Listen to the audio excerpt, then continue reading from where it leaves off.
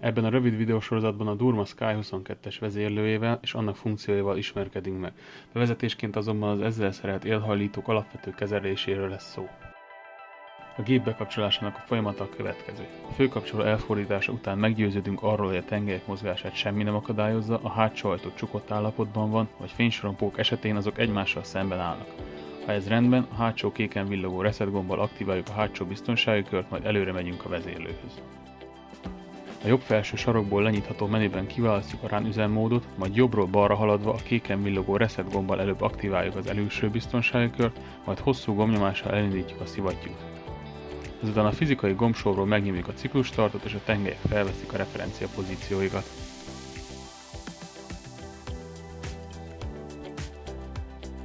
Az indexelés befejeztével a vezérlő az utoljára használt és elmentett programot tölti be, azt láthatjuk, hogy a jobb felső sarokban villog egy visszajelző, ez az overrun, azaz túlfutás teszt, amit minden indítás során meg kell csinálnunk, így biztosak lehetünk benne, hogy vész esetén a gerenda valóban meg fog állni.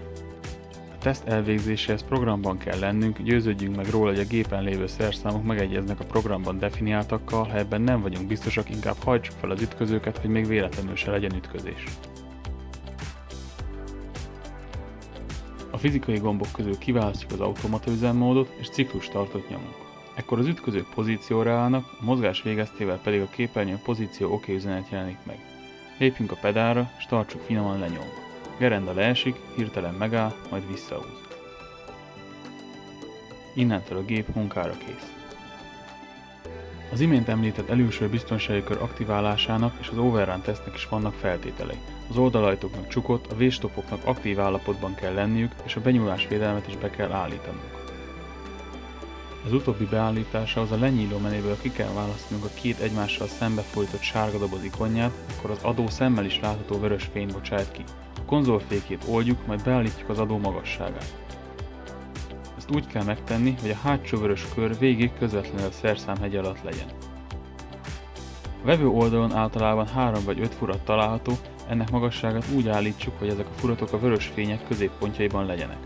Ezt az oldalán látható 3 LED visszajelző is segíti, de ne csak azokra támaszkodjunk, mert ha nagyon széléhez állítjuk, beremeghet és megszakad a gyorsjárat.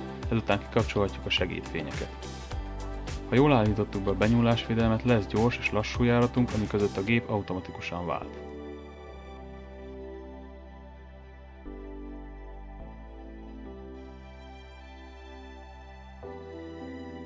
Előforduló gépkezelői hiba lehet, hogy az overrun teszt közben a kezelő túl korán veszi a lábát a pedálról, ilyenkor a teszt megszakad és nem is folytatható, mert azt a legfelsőbb végpontból kell indítani.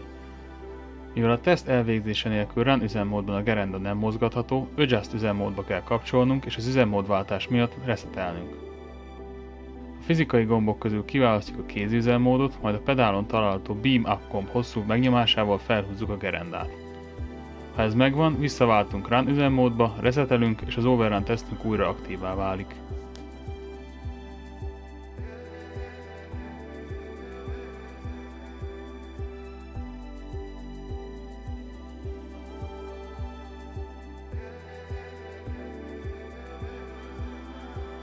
Másik hasonló probléma, ha valami oknál fogva a gerenda felső végállásban marad kikapcsolás után vagy áramkimaradás esetén. Bekapcsolás után azt tapasztaljuk, hogy az Y1-Y2 tengelyek nem veszik fel a referencia pozícióikat, ez azért van, mert már nincs hová felfelé menniük. Ebben az esetben szintén adjust üzemmódra váltunk, resetelünk, a főmenübe kilépve betöltünk egy programot a programlistánkból.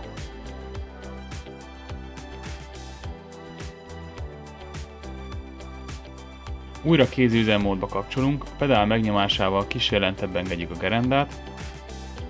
Miután ezzel meg vagyunk, visszalépünk run üzemmódba, a menüben a beállítások felett kiválasztjuk az index menüpontot, és a fizikai ciklustart gombbal újra indexálunk.